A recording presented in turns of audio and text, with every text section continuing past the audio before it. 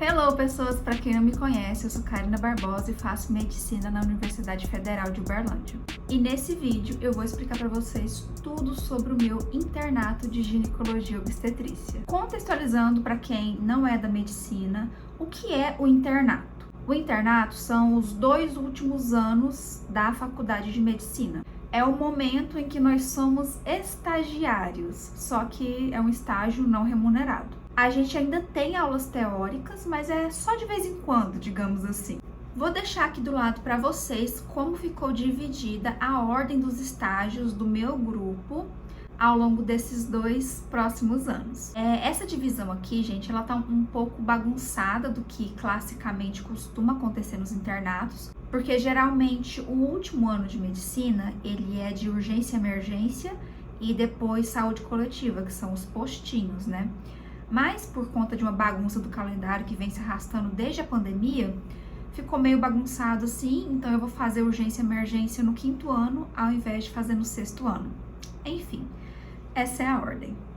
Eu acabei de terminar o 9º período, e esse 9º período foi de materno-infantil, ou seja, estágio de ginecologia e obstetrícia e estágio de pediatria. Nesse vídeo vou falar sobre ginecologia e obstetrícia e no próximo vídeo eu vou contar para vocês sobre o internato de pediatria. Para quem tá quase entrando no internato, costuma surgir aquela dúvida de como funciona a divisão de grupos, né? Inclusive isso é um evento ali, né, para toda a turma de medicina, dividir os grupos de internato, costuma dar até briga. Mas enfim, como funciona? A nossa turma, ela é dividida em grupos e cada grupo vai começar num estágio diferente. O meu, por exemplo, começou na ginecologia e obstetrícia. E no estágio de ginecologia e obstetrícia, a gente vai dividir os cenários com pessoas de outras turmas. Então, por exemplo, a minha turma é 98, mas também tinha gente da 97, da 96. Dentro de cada turma existe um grupo que está rodando na ginecologia e obstetrícia. Talvez fique meio confuso, mas enfim, é isso. Na ginecologia e obstetrícia, a gente teve que se dividir em trios. Ah, mas e as duplas de internato, né? As famosas duplas de internato. Já escolhi minha duplinha de internato há tanto tempo, vou ter que me separar da minha duplinha? Provavelmente sim. Eu, por exemplo, tive que me separar da minha dupla de internato e rodei com uma outra dupla, porque a gente tinha que formar trios. Algumas duplas continuaram juntas, outras não. E em quais cenários a gente faz estágio na ginecologia e obstetrícia? A gente faz estágio nos ambulatórios de ginecologia, de obstetrícia, no pronto-socorro de obstetrícia, na enfermaria de obstetrícia, no centro obstétrico e salas de parto e na cirurgia eletiva, que no caso são cirurgias ginecológicas. Agora eu vou comentar um pouco sobre como eram os horários, né? A escala da ginecologia e obstetrícia. E para isso eu vou usar aqui meu computador, porque vai ficar mais fácil de ir falando. Vou deixar... Ui, quase que o notebook cai. Vou deixar aí na tela a escala. Ok, a escala da ginecologia e obstetrícia ela é dividida em rodízios. A gente tem 11 rodízios, cada rodízio uma semana. Porque ao todo são 11 semanas. Eu acho que eu esqueci de falar isso no início. Como são 11 semanas, a gente tinha 11 trios. Tinha alguns que eram duplos, mas enfim, 11 grupinhos. E cada um desses grupinhos começava numa semana diferente, num rodízio diferente. Esses trios, eles eram nomeados A, B, C, D, E, F, até dar 11 trios. Então, por exemplo, o trio A começa no rodízio 1, enquanto isso, o trio B começava no rodízio 2. Quando passasse uma semana, ia rodiziando. O A passava pro 2, o B passava pro 3 e assim por diante, até você rodar em todos os rodízios. Então, vamos lá. Vamos supor que a gente aqui é um grupinho e a gente vai começar no rodízio 1, que é esse daqui. Então, no rodízio 1, essa vai ser a nossa semana. A gente vai ter na segunda-feira ambulatório de alto risco, na terça-feira também. Aí já ali na quinta-feira tem um ambulatório de manhã, mas tem um plantão noturno no PP, que é o pré-parto, parto, né, que é as salas de parto, centro obstétrico. Esses de verde são os horários livres. E o azulzinho é o pós-plantão, ou seja, você está de folga porque na noite anterior você estava de plantão. Os plantões noturnos, eles são das 7 da noite às 7 da manhã. E os plantões diurnos são das 7 da manhã às 7 da noite.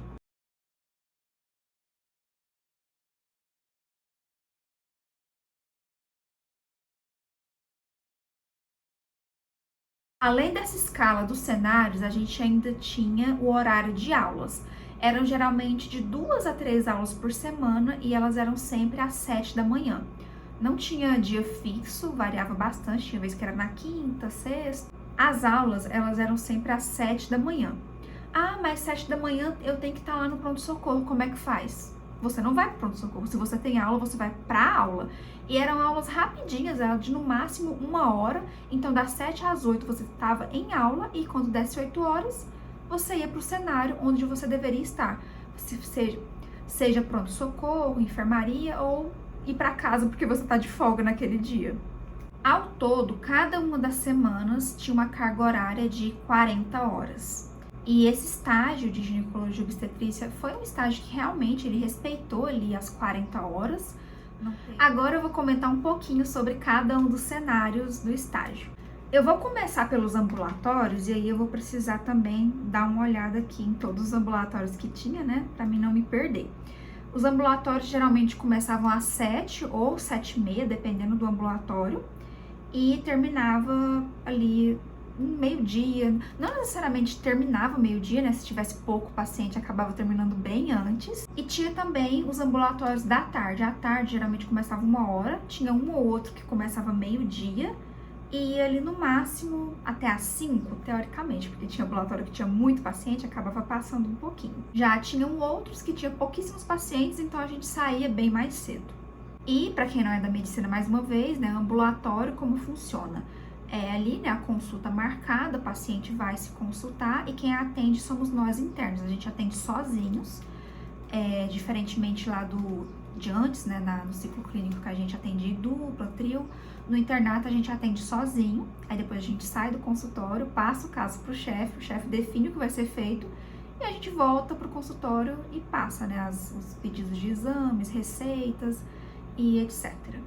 Ok, primeiramente falando sobre o ambulatório de alto risco. O ambulatório de alto risco é ambulatório de pré-natal de alto risco. Então, são consultas de pré-natal com gestantes que têm alguma comorbidade, seja diabetes, seja hipertensão, enfim, diversas doenças. E eu não vou lembrar agora exatamente, mas cada dia da semana era especializado em uma comorbidade diferente.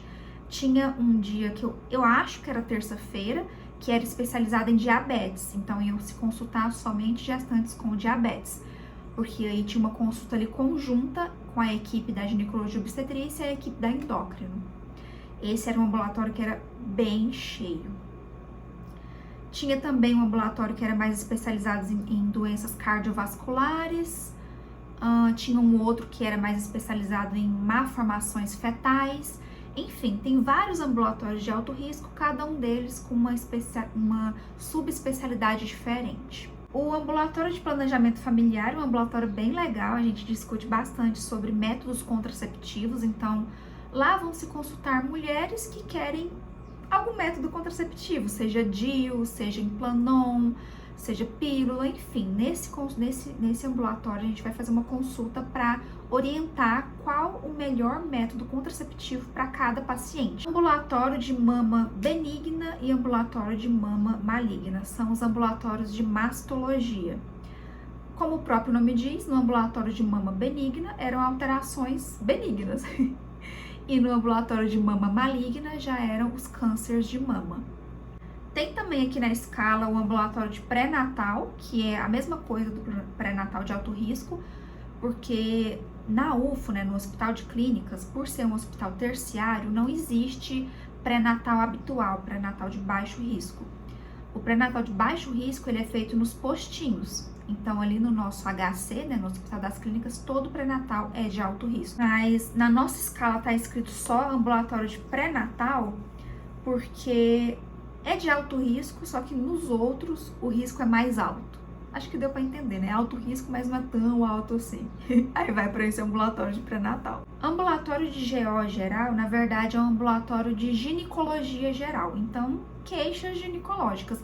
A maioria delas é de sangramento uterino normal, com endometriose, adenomiose, miomas. Esses tipos são as principais queixas que aparecem nesse ambulatório. Porque a gente sabe, né, que aquelas queixas mais comunzinhas de ginecologia, mais cotidianas, não vai aparecer no Hospital de Clínicas da UFO, vai ficar tudo lá no postinho. Então, se veio pra UFO, é porque é um negócio mais complicado, né? Não vai ser aquela ginecologia geral, basiquinha, não. O que é uma pena, porque a parte mais legal da ginecologia, pra mim, é a parte mais cotidiana. Ambulatório de NIC HPV, né? Ambulatório de neoplasias intracervicais e HPV. Como o próprio nome diz, é um ambulatório mais especializado ali nas neoplasias do colo uterino, relacionadas ao HPV. Não necessariamente câncer, mas pode ser um pré-câncer. Ambulatório de oncogineco, como o próprio nome diz, são os cânceres ginecológicos. Ambulatório de saúde mental. Gente, esse ambulatório eu não consegui passar nele, porque toda vez que eu fui, não tinha paciente marcado, eu tive que ir embora para casa. É um ambulatório que, na verdade, não é de ginecologia, ele é de psiquiatria. Só que é uma psiquiatria especializada na saúde mental da mulher. Geralmente vão mulheres que acabaram de ganhar bebê e estão passando talvez por uma depressão pós-parto ou o famoso blues. Eu ouvi dizer também que vão se consultar, por exemplo, mulheres que têm algum câncer ginecológico ou câncer de mama, então ali com a saúde mental bem abalada por conta disso. Enfim, é uma psiquiatria voltada para a saúde mental da mulher. A gente não atende nesse ambulatório, a gente só acompanha as discussões dos atendimentos. Eu queria muito ter acompanhado as discussões, eu queria muito que tivesse tido paciente, mas não tive essa oportunidade. O ambulatório do CRAST é um ambulatório especializado na saúde da população trans. A principal queixa que aparece por lá, né, o principal tipo de acompanhamento é para a transição ali de gênero com o uso de hormônios. Eu achei muito interessante, muito diferente esse ambulatório, ele é bem legal, tem uma parte de endócrino assim bem forte que eu gosto também, foi realmente uma experiência muito diferente. O ambulatório de egresso, gente, esse ambulatório aqui é a coisa mais bobinha que tem. Basicamente, a gente vai entregar resultado de biópsia para as pacientes, geralmente pacientes que fizeram laqueadura ou algum outro procedimento que exige alguma biópsia, mas a maioria é laqueadura.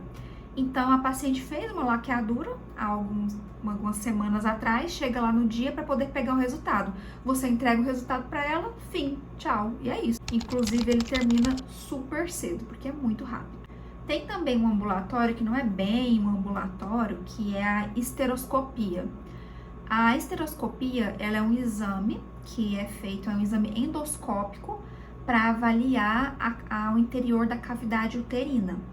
Esse foi um ambulatório que eu também não tive a oportunidade de participar, porque eu acho que quando chegou a vez do meu trio rodar nesse ambulatório, eu acho que o chefe estava de férias, alguma coisa assim, não lembro. Só sei que eu não tive a oportunidade de acompanhar esse exame. O exame de colposcopia, ele é realizado para avaliação do colo uterino, que eu também não tive a oportunidade de participar. Agora eu não lembro se era porque o chefe estava de férias ou porque não tinha paciente marcado no dia. Enfim, só sei que eu perdi muitas oportunidades únicas nesse estágio. O ambulatório de climatério, como o próprio nome diz, é um ambulatório que vão se consultar as mulheres que estão na transição menopausal ou já na menopausa, para poder fazer terapia hormonal, terapia de reposição hormonal. E é muito legal, gente, eu amei esse ambulatório, porque tem essa parte de endócrino que eu acho bem legal, como eu já comentei. Tem também o ambulatório de ginecologia endócrina. Nesse ambulatório eu acho que tem queixas diversas sobre questões endocrinológicas da ginecologia, mas o que eu atendi lá foi só infertilidade. Eu acho que tem bastante queixa de infertilidade. Mas também tem outras que eu não vou conseguir lembrar agora, porque eu só atendi infertilidade nesse ambulatório. Temos também o ambulatório de puerpério, que é um ambulatório para consulta das puérperas, as mulheres que acabaram de ganhar bebê. E é mais um ambulatório assim de rotina mesmo, não tem muitas queixas específicas. Pelo menos não com as pacientes que eu atendi, elas não tinham queixas muito específicas não, era só uma rotina mesmo. Bom, acho que eu comentei sobre todos os ambulatórios, agora vamos falar dos outros cenários. No pronto-socorro, a gente só atende gestantes, né? A gente só atende no pronto-socorro de obstetrícia, a gente não atende pronto-socorro de ginecologia, que hoje em dia, no Hospital das Clínicas da UFO, são pronto-socorros separados, antigamente era junto. Como eu comentei, né, os plantões no pronto-socorro, eles são de 12 horas, das 7 da manhã às 7 da noite, ou, se for plantão noturno, das 7 da noite às 7 da manhã. E eu acho importante explicar para vocês como que funciona ali o fluxo, né, de atendimento e tudo mais, porque ele varia de pronto-socorro para pronto-socorro. Aqui mesmo na UF, por exemplo, a dinâmica do pronto-socorro de obstetrícia é muito diferente da dinâmica do pronto-socorro de pediatria. Então, eu vou explicar aqui como é que funciona. O pronto-socorro de obstetrícia na UFO, ele é um pronto-socorro de porta aberta, ou seja, o que significa que as gestantes podem chegar ali por demanda espontânea para se consultar. Geralmente, alguns pronto-socorros, eles são porta fechada, ou seja, você não pode chegar ali para se consultar a hora que você quiser. Só vai se consultar se você vier encaminhado de um outro serviço. Por exemplo, você chega na UAI para ser atendido, lá na UAI eles percebem que seu caso é grave, manda para a UFO. Aí você vai mandado, entendeu? Já no pronto-socorro de obstetrícia não, é porta aberta, então qualquer gestante que chegar ali pode se consultar livremente. E quem fica atendendo essas portas que chegam, né, somos nós internos. Os internos atendem, os residentes não atendem, os chefes também não atendem. A gente atende a gestante, passa o caso para o residente já dá ali umas condutas iniciais e depois passa para o chefe, e o chefe é que vai definir a conduta final. Então, tem essa hierarquia, interno, residente, chefe.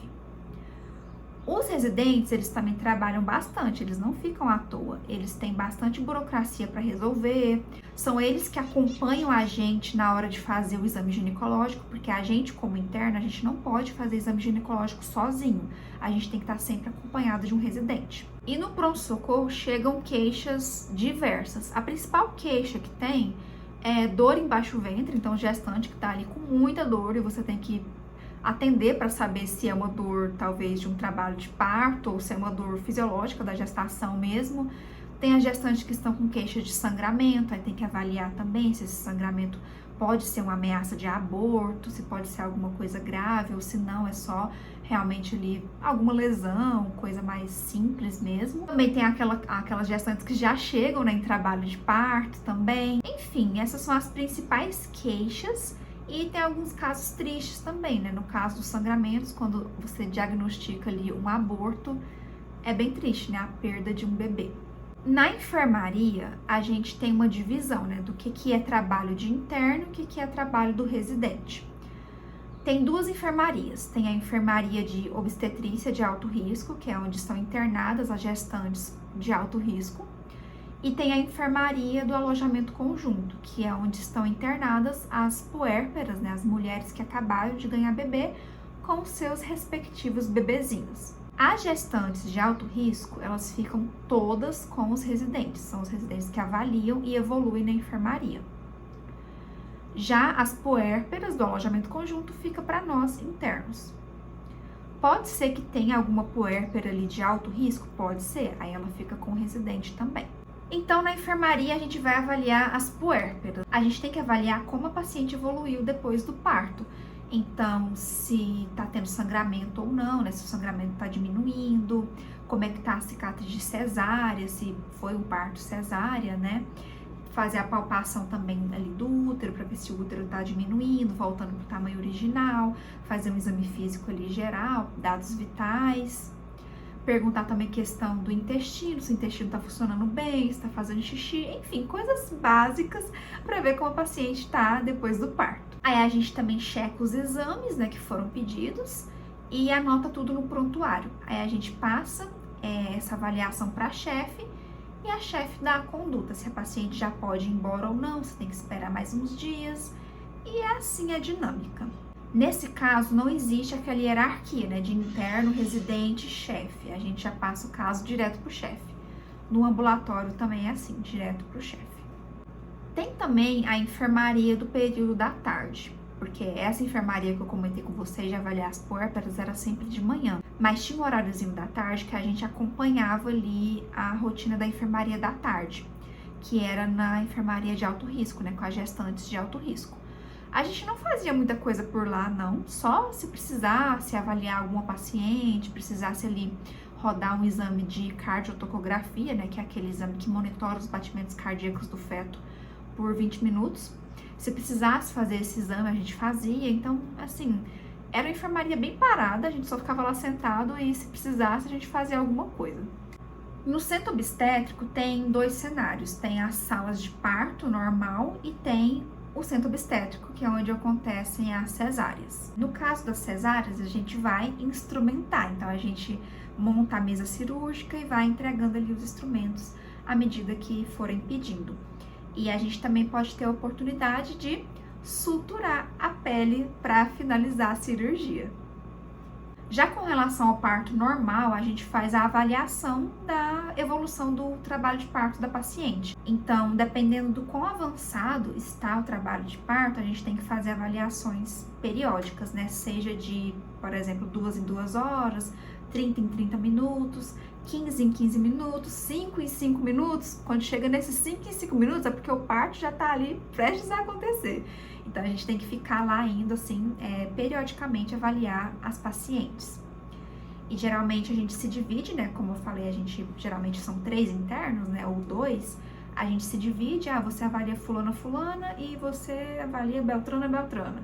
E aí, a gente coloca ali no despertador a hora certinha de avaliar cada paciente e vai reavaliando. A gente faz a avaliação das contrações uterinas, faz avaliação também dos batimentos cardíacos do bebê, né, com o sonar, para ver se tá tudo evoluindo bem. A gente avalia, anota tudo no prontuário, passa o que a gente avaliou para os residentes e eles decidem ali o que vai ser feito de conduta.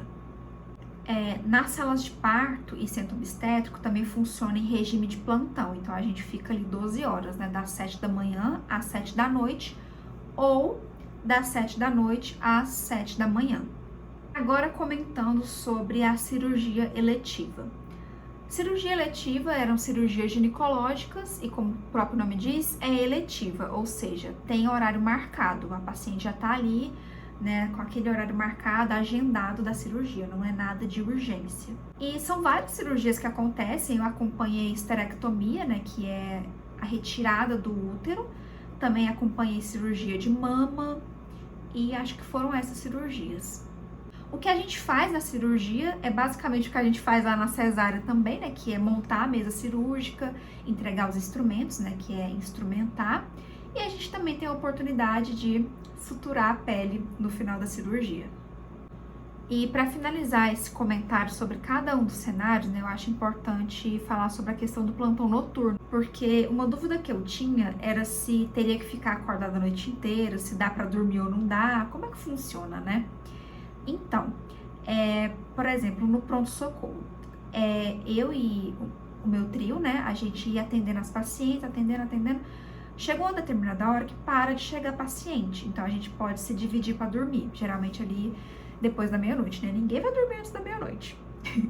Depois da meia-noite a gente se divide para dormir, e aí ficava uma acordada e as outras 2 dormindo até determinado horário, e aí ia revezando. No geral, era bem tranquilo, dava pra dormir à noite sim, só teve um plantão que foi muito caótico, que chegou um monte de urgência à noite, então assim, ninguém dormiu, acho que nem os chefes dormiram nesse dia, toda hora tinha que ficar acordando os chefes porque chegava urgência. Gente, nossa, esse dia foi muito doido. Mas, tirando esses casos atípicos, no geral, dá sim pra dividir e dormir. No caso do plantão lá na sala de parto, aí que a gente dormia mesmo, porque é muito tranquilo. Geralmente tem paciente sim pra avaliar à noite, e nesse caso, se tiver paciente pra avaliar à noite, a gente vai ter que avaliar. Mas nos meus plantões que eu fiz lá, todos eles deu pra dormir a noite inteira. Agora eu vou comentar sobre a minha experiência pessoal em cada um desses cenários.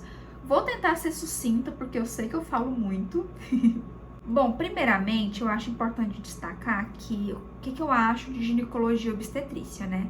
Eu nunca gostei de obstetrícia. Pra mim, sempre foi, assim, a matéria mais chata de todas. Eu nunca gostei. Desde quando a gente começou a ter obstetrícia, nunca gostei. Ginecologia eu já gosto, acho bem interessante.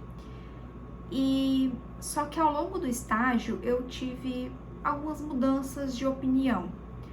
Pra falar a verdade, em cada semana desse estágio de ginecologia e obstetrícia, eu tava com uma opinião diferente. Tinha semanas que eu tava odiando profundamente e tinha semanas que eu tava gostando bastante. Certo, vamos por partes então. Eu comecei numa semana que era semana de ambulatórios, era só ambulatório. E foi uma semana que eu não gostei. Eu acho que era porque era minha primeira semana de internato, eu ainda não tinha pegado o jeito e tava atendendo muito pré-natal. E pré-natal, como eu já falei, nunca gostei de obstetrícia, principalmente de pré-natal, era a coisa mais chata que tinha, assim, pra mim, de estudar. Então foi uma semana que eu não gostei, era muito pré-natal e não tava gostando. Tinha um ambulatório de terça-feira, que era um ambulatório muito cheio, muita gestante pra atender. E aí, pré-natal por si só, né, já é muito detalhe, muitos exames ali para anotar e tudo mais. E ainda por cima, era um ambulatório especializado em diabetes gestacional. Gestação por si só já é muito exame, muita coisa para anotar. Colocou diabetes juntos, nossa senhora, aí que vai passar um tempão ali digitando e um monte de detalhe, um monte de exame para poder passar pro chefe, nossa, muita coisa. E eu não tinha pegado o jeito ainda, né? Então juntou esse desconforto de não ter pegado o jeito com o desconforto de eu não gosto de pré-natal, e aí foi uma semana que pra mim foi bem mentalmente cansativa, porque fazer o que você não gosta todo dia se torna mentalmente cansativo. Foi uma semana, inclusive, que eu comecei a entrar numa crise existencial, viu? Porque eu tava com muita expectativa, né? Tipo, ai, nossa, primeira semana de internato, né? O mais próximo que eu vou chegar de médica, né? Atender sozinha, vamos ver como é que vai ser. Ai, que emoção! E aí eu não gostei. E eu comecei a entrar numa crise existencial, pensando assim, gente, mas será que eu quero ser médica mesmo? Nossa, imagina, todo dia ficar sentada aqui atendendo paciente, exame, não sei o que, não sei o que. Eu não tô gostando disso. Por que eu não tô gostando? Socorro! Enfim, foi uma fase muito ruim pra mim. Mas depois a gente vai pegando um jeito, a gente vê que as coisas melhoram. Principalmente quando é uma especialidade que você tem mais afinidade. No caso, pré-natal, eu não tava gostando mesmo.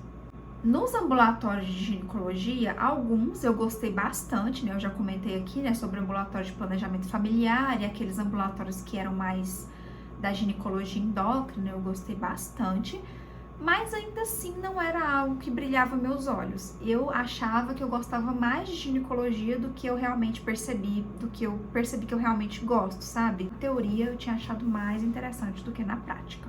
Sobre o pronto-socorro, gente, esse é complicado de comentar, viu? Porque, assim, eu, no geral, de todas as especialidades, assim, eu prefiro pronto-socorro do que ambulatório. Eu acho muito mais legal fazer ali a consulta de descobrir, né, raciocinar, descobrir o diagnóstico do paciente, do que aquela consulta no consultório, consulta marcada, rotina, né? Não tem muita novidade. Então, no geral, eu prefiro pronto-socorro do que ambulatório. Só que, detalhe, o pronto-socorro de obstetrícia daqui da UFO, ele é muito lotado. É paciente chegando a cada minuto. Então, acaba, gente, que se torna uma coisa extremamente desgastante. Sério, você não tem tempo para respirar, tomar uma água, fazer um xixi, comer. Não que você não possa fazer essas coisas. É óbvio que você pode parar um pouquinho ali, tomar uma água, fazer um xixi e tudo mais. Você pode fazer isso? Você pode. Só que acaba que com a pressão de atender logo e atender todos os pacientes, você nem percebe. Quando você perceber, você já emendou um paciente com outro e já foi direto e não bebeu água e não comeu seu lanchinho. Então, no final do dia, bate um cansaço terrível. E isso não é uma opinião pessoal. Todo mundo que você perguntar vai concordar comigo de que o pronto-socorro de ginecologia e obstetrícia, no caso de obstetrícia, ali na UFO, ele é cansativo pra caramba.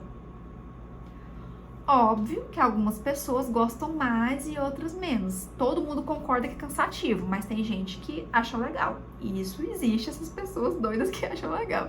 Brincando, gente, eu entendo quem gosta. Mas tudo tem um porém.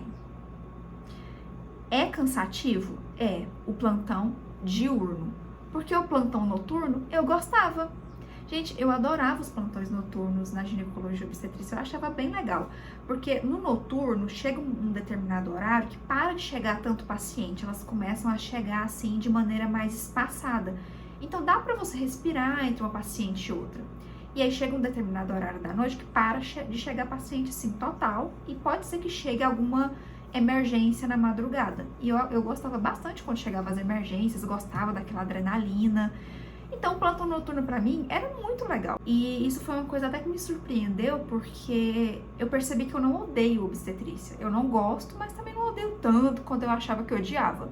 O que eu odeio é aquele plantão diurno naquele pronto-socorro. Já o noturno eu gostava, achava bem legal. Sobre a cirurgia eletiva, pra mim, meio que tanto faz. Cirurgia pra mim é uma coisa que não fede nem cheira. Tem gente que ama cirurgia, tem gente que odeia. Pra mim é muito neutro. Então, tá ali instrumentando a cirurgia e tal, estruturar a pele é ok. Sobre a enfermaria, a minha opinião, ela é um pouco impopular. Eu sempre tenho opiniões impopulares, né? É incrível. Eu gostei da rotina da enfermaria. A maioria das pessoas que você perguntar, elas vão dizer que odiou. Ninguém gosta de enfermaria, só eu que gosto. Porque assim, eu achei na verdade um trabalho tranquilo, né? Você vai ali, avalia a paciente e tudo mais, depois registra tudo no prontuário, faz os papéis de alta, enfim. Eu achei uma rotina muito tranquila. É uma rotina que eu conseguiria levar, assim, pensando em carreira profissional, de maneira muito tranquila. Eu acho a enfermaria muito tranquilo. Óbvio, né, que tem muita burocracia, tem muito papel, acaba que ali, às vezes, quando tem muita paciente, fica corrido para preencher tanto papel, burocracia e tal, e é isso que as pessoas não gostam na enfermaria. Mas, gente, papel, burocracia, sinceramente, é uma coisa que não me abala. Então, pra mim, era muito tranquilo.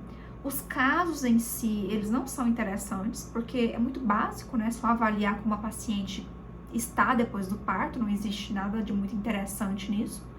Mas era uma rotina que eu achei muito tranquila e que não me cansava. Tem gente que acha muito cansativo, mas pra mim a enfermaria foi tranquilinha. Mais uma vez destacando, opinião impopular. Porque se você for perguntar pros meus colegas, eles vão dizer: ai, credo, a enfermaria é muito cansativa, muito papel, muita burocracia, ninguém merece, nossa senhora, muito cansativo. Opinião é opinião. E agora, por último, mas não menos importante, salas de parto e centro obstétrico. Por que eu deixei esse cenário por último? Porque eu amei. Ai, gente, foi muito bom. Me surpreendeu muito, porque foi nesse cenário, gente, que eu percebi que obstetrícia não é ruim. Na verdade, pode ser muito bom. Gente, eu adorava avaliar as gestantes que estavam em trabalho de parto, que estavam induzindo parto, porque cria-se ali uma expectativa do bebê que está por vir, e aí você vai avaliando, vai vendo que o parto da paciente está evoluindo, e aí, dependendo da evolução, existe condutas diferentes a serem feitas, né? Se o parto está evoluindo bem ou não, se vai dar certo de fazer um parto normal ou se vai ter que ir para uma cesárea. Então, cada avaliação tinha um resultado diferente. Cada resultado diferente determinava uma conduta diferente para aquela paciente. E eu achava isso muito legal. E foi um cenário, gente, de muitas emoções. Assim, emoções boas, emoções ruins, né? Quando às vezes o parto da paciente não dava muito certo. Eu acompanhei casos também que eram casos assim bem delicados, sabe? Risco às vezes de parto prematuro, um temor que existia ali, né, pela saúde do bebê. Esses casos já são um pouco mais tensos, né? Mas assim, se você quiser saber melhor sobre esses casos, né, de experiências emocionantes, experiências tensas, eu tenho um vlog aqui no YouTube só da semana de sala de parto, e lá eu comento melhor sobre esses casos. Vou deixar no card também, que eu nunca lembro de qual lado que fica.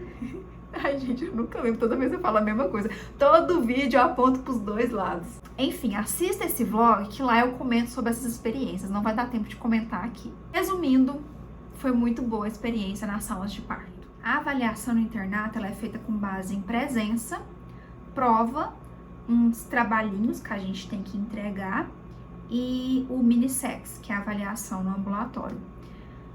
Então, presença, 100% de presença, você não pode faltar no internato, uma falta e você reprova. Ah, mas eu vou ter que faltar por causa disso, por causa daquilo, você pode trocar. Se você não pode ir hoje, por qualquer motivo, você pode trocar com seu coleguinha e depois ele vai no seu lugar hoje e depois você vai no lugar dele no próximo plantão. Então, você pode fazer essas trocas. Existe também a possibilidade de fazer reposição, né? Se não consegui trocar com ninguém. Existe a possibilidade de repor em outro dia, mas eu não sei exatamente como que funciona essa reposição. Eu acho que é uma coisa meio burocrática, porque não pode repor em qualquer dia. Enfim, não sei, porque eu tive que repor, não sei como funciona. A prova é só uma prova final, a prova no final do estágio, e os conteúdos que vão cair são os conteúdos das aulas. Acho que todos os conteúdos eram conteúdos das aulas, mas eles deixam bonitinho ali pra gente no manual os conteúdos que vão cair. Tinha também um trabalhinho que a gente tinha que entregar, que era o logbook. A gente coletava, acho que eram 4 casos, a gente tinha que coletar 4 casos que a gente achou interessante e fazer ali um breve relato do caso e depois uma reflexão sobre o que a gente aprendeu e tudo mais. E tinha também o mini-sex, né, que é no ambulatório. Você faz ali uma consulta enquanto o chefe te observa. E aí depois ele dá a nota. Na verdade, depende do chefe, né? Tem chefe que observa enquanto você tá atendendo, tem outros que não observam, que vão avaliar só na hora que você for passar o caso para ele. Aí você passa o caso pro chefe, ele vai avaliando a sua passagem de caso. E você não escolhe qual chefe vai te avaliar. Quem escolhe é a coordenadora do internato, ela já coloca o seu nomezinho lá na folha e na frente o nome do chefe que vai te avaliar. Cada interno tem um chefe. Quais materiais você deve comprar para o estágio de ginecologia e obstetrícia? Assim, para falar a verdade, você não precisa comprar nada muito específico. O que você mais vai usar no estágio de ginecologia e obstetrícia, além daqueles materiais mais básicos, né, que a gente usa em todos os ambulatórios, você precisa de uma fita métrica para poder medir a altura uterina e também um sonar para auscultar os batimentos cardíacos do feto. Mas você não precisa comprar sonar, não precisa comprar a fita, porque geralmente tem nos ambulatórios, tem no pronto-socorro. A fita eu já tinha, então já facilitou para mim, né? Inclusive eu perdi a minha fita no pronto-socorro, nunca mais vi ela. Provavelmente se misturou ali com as outras fitas, alguém achou que era dono, pegou, levou embora, perdi a minha fita. Eu tinha daquelas fitas de costureira, sabe? Perdi ela. Eu tenho uma outra também, que eu usava na pediatria, uma redondinha assim, né? Retrátil. Mas a melhor pra mim é a de costureira. A gente perdia a fita no pronto-socorro. O sonar você também não precisa comprar, né? Geralmente os residentes emprestam e geralmente também tem nos cenários pra poder usar. Mas eu comprei. E por que eu comprei, gente? Porque um dia eu passei tanta raiva de ficar pegando sonar emprestado que eu falei, eu vou comprar o meu. A raiva que eu passei foi a seguinte: era um ambulatório de pré-natal de alto risco, muito cheio, lotado de paciente. Então tinha que atender logo, né? Tinha muita paciente para atender. E nesse dia, as residentes não tinham levado sonar. Só tinha uma residente que tinha levado sonar. E os sonares do ambulatório tudo estragado. Tava tudo estragado, tudo faltando pilha, não prestava. E aí eu, primeiro dia de internato, com muita dificuldade ali de auscultar o BCF, né, ainda não tinha pegado o jeito, eu pensei assim, não, eu atendi a paciente, não consigo pegar um sonar emprestado agora, porque tá todo mundo querendo usar o sonar da residente, os sonares aqui tá tudo estragado, o que eu vou fazer? Vou passar o caso para a chefe e falar para ela, chefe, olha, eu não consegui auscultar o BCF. Vamos lá auscultar comigo? Me ajuda? Porque eu também tinha dificuldade. Mas eu tive o azar de passar o caso para uma chefe que era mais ríspida, assim, sabe? E aí ela virou para mim e falou assim, ó, não, você não vai passar um caso enquanto você não auscultar o BCF. Aí eu me desesperei, gente. Eu me desesperei tanto porque era meu primeiro dia. Eu não conseguia auscultar direito e tinha que ficar esperando o sonar terminar de ser usado para poder usar. E tinha muito paciente para atender. Esse dia foi terrível para mim. Eu tava nervosa, era meu primeiro dia e foi terrível. Aí eu falei, eu vou comprar para nunca mais ter que passar por isso. E foi por isso que eu comprei. Eu comprei um e nunca mais tive que pegar sonar emprestado. E eu acho que valeu a pena. Vou deixar o link do sonar que eu comprei aí na descrição. Não sei se ainda vai estar disponível, né? Mas se não tiver, eu procuro algum outro parecido também. Foi baratinho, acho que foi uns R$50. Todo vídeo sobre os períodos eu comento, né, como eu estudei. Não vou comentar sobre isso nesse vídeo, porque depois eu vou fazer um vídeo específico de como é que eu estou estudando no internato, que é uma fase diferente, a gente vai adaptando, então depois eu comento sobre isso. E é isso, gente. Eu não sei se eu esqueci de comentar alguma coisa importante, porque eu fiz esse vídeo meio que sem roteiro mesmo.